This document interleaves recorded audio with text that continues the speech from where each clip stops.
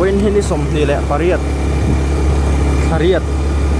sakwa ngara bol ringin win ni he dek ni som ni le pariat sakwa sang ni le som pariat ani ya kam picnic dona first semester lom lu nang deu khamo tin kan nei thina hey urawan min kha hey sputin hey bas lo la thang lawa katuin halu tu katui ka vain zuwa ni bas lo thang trap hey library kal konga rules nan lo mana ahong ana khop mai ahong ni sena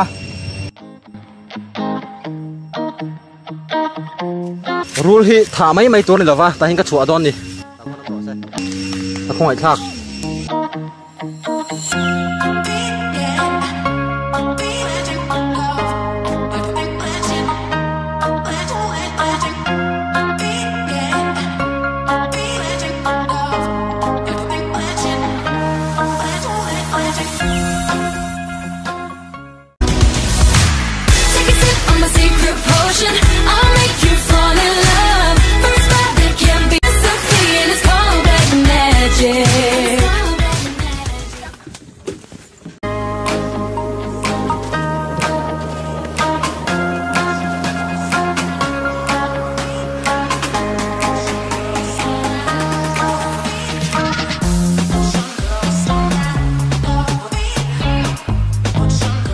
hay cần thanh chia anh nông ai ôi help pa cái trap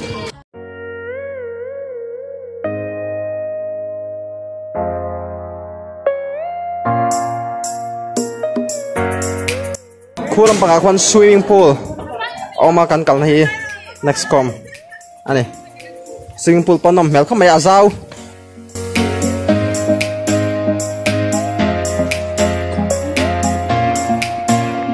anh khóc mày he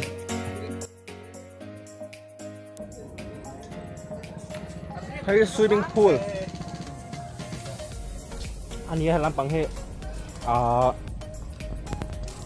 thuốc lầu mấy chia hâu chuyện na là anh đỏ tự nách anh hiểu mà ra tin hay hay pool xuống ạ xả bồn man phá ra này đâu tin gì cả tại em phải số đàn chập bồn như mà nè mình cầu lốc cái này kia thành cầu lốc này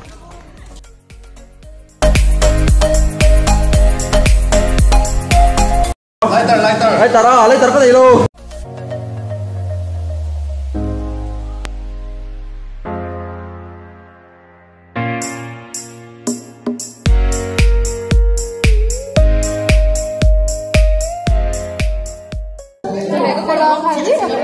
hòn rô rô thì nó hòn đuôi gì lúc không nuôi là bật miệng phát sông yên của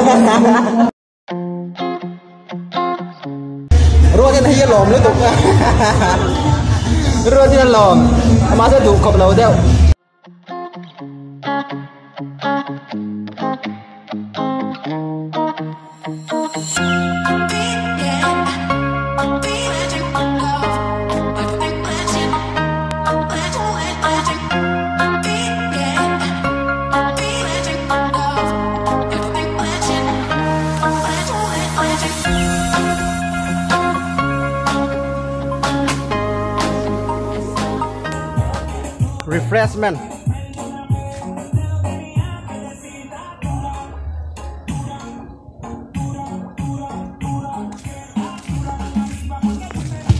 refreshment cần ấy dầu chia what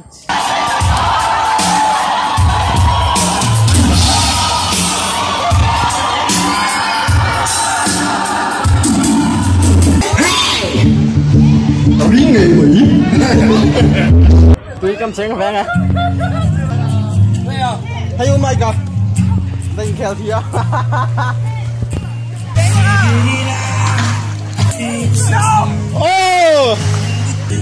đi nào first semester này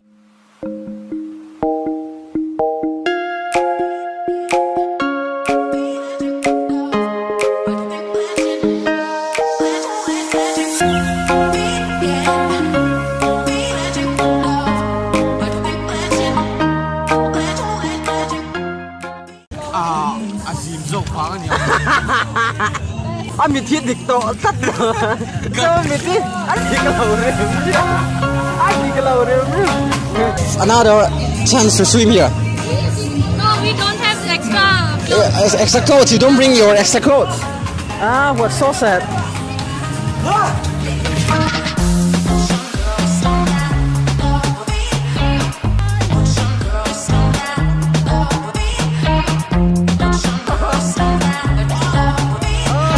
Nó mà cái bùa cái tao go.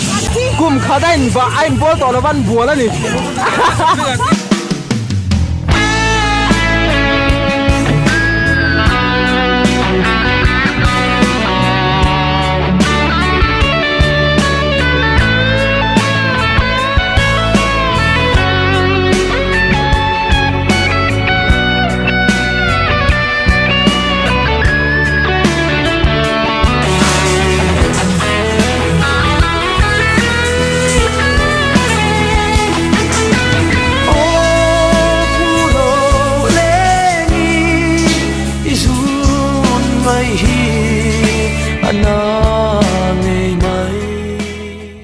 Cái bùa sao vậy? Rồi à ya, cái thà cái hen. So, chúng ta đi đầu tiên hen. Cái này yang. Gần tiền nó bị sao nằm phẳng phổ, ăn hiếm khóc mày. Muốn kìa. Giang vào suối. Luông mua cung tía à? Mấy khẩn ra mấy vui mấy chứ. Trần rô có tía lỗ. Ủa? Ý lấy tao thì chẳng càng tụi có. Lấy tao thì lâu, perfume thì có. Perfume thế này kia à?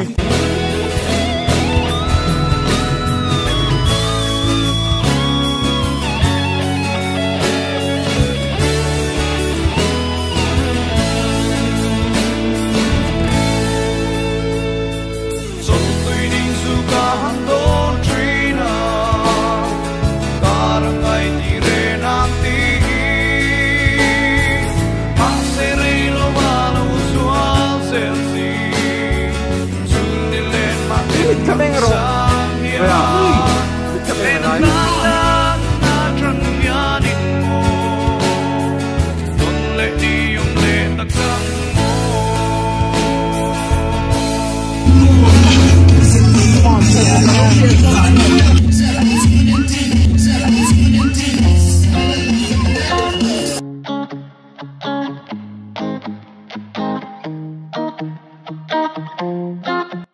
Three more. MSC Pure Beer. Ê về là đấy ngon. Cái gì quý tay. Quay đây. Oh my god. So, cái này khẩm gì à? Hồ cái ngay gì à? Cái hồ don đi. Anh luồng khắp mày vậy.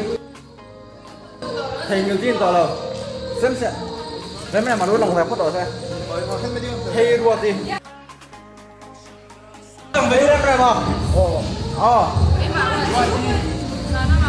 Biết mà. Cho nó mà tới cái gì à?